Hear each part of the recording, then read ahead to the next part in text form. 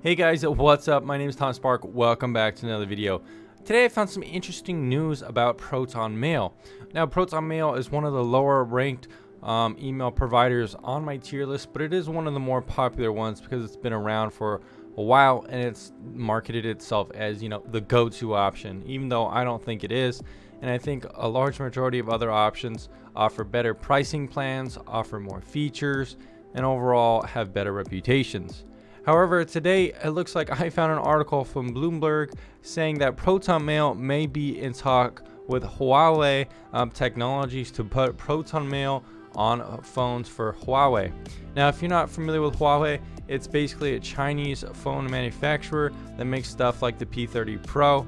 Now, the United States recently blacklisted Huawei from selling products here, so as well as American companies putting applications on these phones, and largely because America and a lot of countries have stopped trusting China.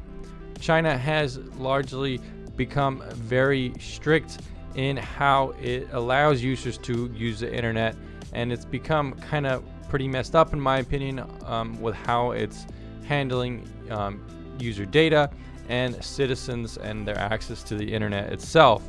Take for example Hong Kong. China and Hong Kong have been subject to huge protests. People in Hong Kong don't want China controlling Hong Kong at all, and there's been a lot of tensions with extradition and stuff like that, causing huge riots, people dressing up, covering their faces from facial recognition software. It's just a huge mess. But overall, in terms of the global thing, people don't really trust China in terms of its technologies and internet, and for good reason, because a lot of things in China are developing huge surveillance programs and censorship programs that track people every day, and a lot of people don't want other countries and other products in other countries having this kind of Chinese software that could be monitoring our information and sending it back to China itself. That's why I thought this article was interesting, because why would Protonmail partner with a Chinese company like Huawei? Andy Yen, Protonmail's chief executive officer, is considering working with Huawei. According to this article, it says what they see from us is having an alternative to Google in case they can't offer Google anymore.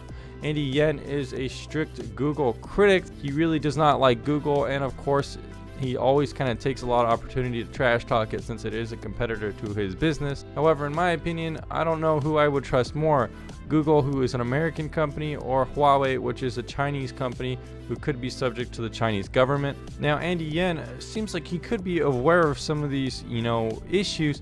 He says we need to weigh this against some of the other risks of doing business, especially in China, because you never really know who you're working for. So this partnership seems like a strange union, because Protonmail stands for privacy and security and anonymity, but companies that are based in China, technology companies especially, don't really value those things since they all send it to the government. However, it looks like he might be considering this just because it's a business opportunity for Europe in general to provide a viable alternative to American tech and to provide real competition.